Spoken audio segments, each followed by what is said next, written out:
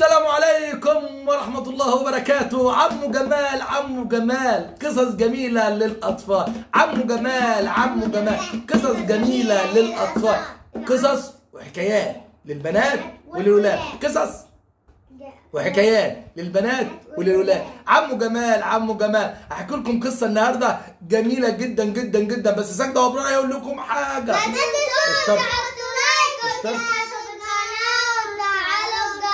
ما تنسوش تشتركوا الاول، بعدين تعملوا لايك، بعدين تفعلوا الجرس زي ما ساكتة بتقول لكم يا ابرار. استنوني لحظات وهرجع لكم تاني.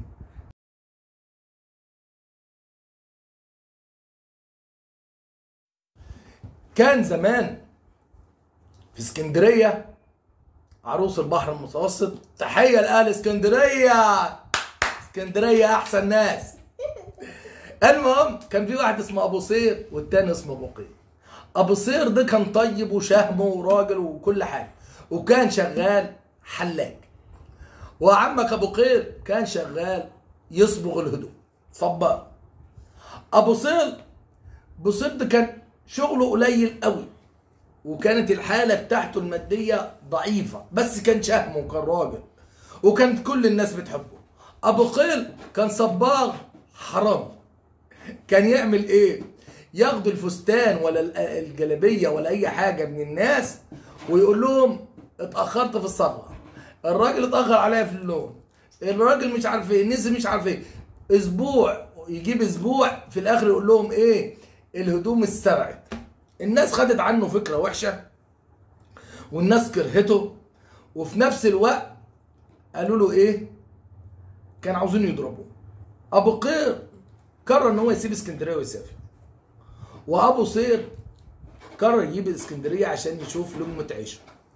قرر هما الاثنين يمشوا ويسيبوا البيت. ركبوا السفينه. ابو صير حلق لواحد، واحد جاب واحد بيجي كل يوم يحلق في السفينه. الناس حبته وبيجي يجيب له فلوس وياكل ايه؟ وياكل هو وصاحبه ابو قير. نزلوا في بلد من البلدان، وابو قير قال لا انا تعبان، هقعد ولا هشتغل ولا اعمل. ابو صير قال له ولا يهمك. طبعا البلد دي كانت بلد تجاريه، ابو صير اشتغل فيها وحلق وبيجي تمام التمام، بيجي 100 بيجي مكسب كسيب على كيفك. وكان بيوكل صاحبه ابو ايه؟ ابو قير. ابو قير ده قاعد ينام في البيت عامل روحه تعبان، وكل يوم ابو صير يجيب له الاكل والناس تحب ابو صير. وابو صير وسعت التجاره بتاعته، او مش التجاره، الصنعه بتاعته الحلاجه وسعت قوي قوي قوي قوي. لفت شهور وحصلت حاجه غريبه. عارفين حصل ايه؟ ابو صير عي. بعد اول ابو صير عي قعد في البيت. ابو قير مش لاقي اللي يوكل. ابو قير المفروض يطلع يشتغل، قال لا انا مش هطلع اشتغل ولا اساعد ولا يعني انا اسيبه وامشي. ابو قير طلع وساب المكان وساب صاحبه لمالك البيت. مالك البيت بيسال على ابو قير. ابو صير قال له مشى وانا تعبان مش هقدر اديك الاجره. صاحب البيت قال له يا ابو صير اقعد براحتك لغايه ما تقوم بالسلامه وسدد لي كل الفلوس اللي على اكل وشرب وايجار على حسابي لغايه ما تقوم. قال له كتر خيرك. قال له انت كويس وكنت بتصرف على صاحبك، انا لازم ابقى برضه كويس زيك. قال له حاضر. ابو قير نزل البلد ولقي الناس لابسين لونين، لون ازرق ولون ابيض. كل اللي يسال واحد يقول له فين الالوان الثانيه؟ يقولوا له احنا ما نعرفش غير اللونين دول. ابو قير فكر في فكره، قال انا اروح عند الملك بتاع القريه دي واقول له انا عندي الوان كتير، احمر واصفر واخضر وبنفسجي وكل الالوان، وانا ممكن اعمل لك الملابس بتاعتك. الراجل الملك قال له بجد؟ قال له ايوه بجد. قال له جرب لي. عمل له عبايه جميله كده بتاعت ملوك ملونه ومية مية. قال له طب خلاص انا هفتح لك مصنع كبير لايه؟ للصباغه. مصنع كبير ايه؟ للصباغه. طبعا فتح له الملك مصنع كبير، وابو قير ايه؟ بيجي غني قوي، بيجي عنده ويجيب ويروح ويجي ويعمل وكل حاجه جميله. وفي نفس الوقت ما سالش على صاحبه اللي كان تعبان، وعمل روح ان هو ما يعرفوش.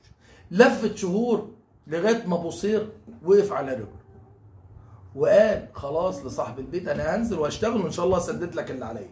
ابو صير نزل، كان شهم وراجل، وفضل يدور يدور لغايه ما وصل لغايه ايه؟ مصنع الصباغه بتاع صاحبه. اول ما شافوا الصباغ ابو غير قال يخرب بيتك، انت جاي تفضحني؟ احنا نسينا زمان وليالي زمان، انت جاي تفضحني؟ فكر في خطه، فكر ان هو صاحبه ده يعمل ايه؟ يضربه. قال للناس بصوا هيخش عليكم الراجل ده ويقول لكم ان انا حلاق، اضربوه ده حرام انا عارفه من زمان. الناس نزلت في ابو صير ضربه وموتوه. ابو صير ايه؟ قال لهم ايه يا اخوانا؟ ايه يا اخوانا ده صاحبي. راح له قال له ايه؟ انا ما اعرفكش. قال له يا ابو قير ده انا صاحبك. قال له انا ما اعرفكش، ده انا في بلدياتك. قال له انا ما اعرفكش. المهم ابو صير مشى وزعلان وحكى الحكايه لصاحب البيت. صاحب البيت قال له ايه رايك؟ انت مش بتعرف تحلق وبتعرف تعمل تحمي الناس حمومه كويسه؟ قال له ايوه. قال له روح عند البحر وممكن تلاقي لقمه عيش. راح عند البحر وحلق للناس وعمل اوضه كده صغيره وحمى فيها واحد. الراجل طلع مبسوط من استحمامه بايه؟ 100 الناس كلها حبته، الناس كلها بيجي تروح عنده لغايه ما خبره راح لمين؟ للملك بتاع القريه. قال له تعالى جرب معايا، جرب للملك وحلق له واعطاله حمام سخن حلو قوي. الملك انبسط بيه، قال له انا اعمل لك حمام تعمل فيه للناس كلها. الملك بالفعل عمل له حمام، وبيجي ابو قير مشهور جدا جدا جدا، ابو صير مشهور جدا جدا جدا، والملك حبه والناس كلها حبته. مين سمع الخبر؟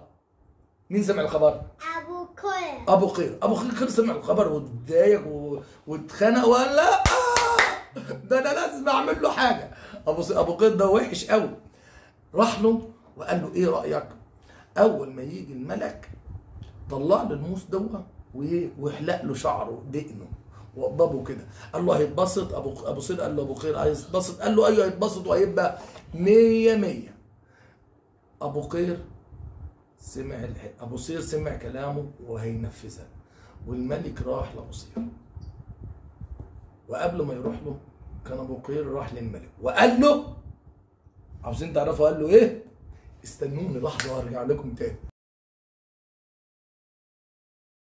قبل ما يروح الملك عند ابو صير كان ابو قير راح له وقال له يا مولاي خلي بالك في خيانه. قال له ايه الخيانه؟ قال له ابو صير الحلاق اللي بيسبح الناس دوا عميل للملك اللي ضدك في القريه الثانيه وكان جاي يقتلك. قال له انت كذاب. قال له لا يا مولاي، حتى تصدق اول ما تروح عنده هيطلع لك موس، وخلي بالك الموس ده يطلع بيه رقبتك. الملك راح وخلى باله، وفي نفس اللحظه ابو صير يا عيني بيطلع الموس على نيه طيبه. الملك قال له خاين، احبسوه اقتلوه، وقال للوزير بتاعه ارميه. الوزير بتاعه كان عارف ابو صير كويس قوي وعارف حكايته من البدايه للنهايه، كان صاحبه وقرب منه قوي. قال له انا مش هرميك يا ابو صير زي ما قال الملك، حطوه في صندوق وارموه في البحر. انا هعمل لك ايه؟ هحطك في مكان بعيد وانت تهرب براحتك. الملك كان في خاتم في ايديه، وهو بيزعق وبيعمل في يوم من الايام الخاتم ده طار من ايده وقع في الارض. الخاتم ده عباره عن ايه؟ ما يعرفش يعمل اي حاجه الملك بدون الخاتم ده، ما يعرفش يتصرف اي تصرف من دون الخاتم ده. مين لقي الخاتم؟ ابو صير. ابو صير الخاتم وقال انا ودي الخاتم بتاع الملك.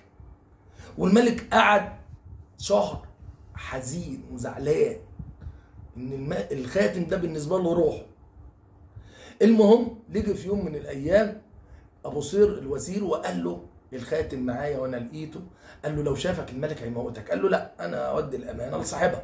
راح ابو صير للملك وقال له يا مولاي حصل كذا وكذا وكذا والوزير ما رضيش يموتني وانا لقيت الخاتم بتاعك ده. لقيته فين؟ لقيته في بطن سمكه. السمكه دي انا كنت بصيد ولقيتها وطلعت. قال له عارف الخاتم ده روحي، ولو انت كنت لبسته كنت حكمت ايه؟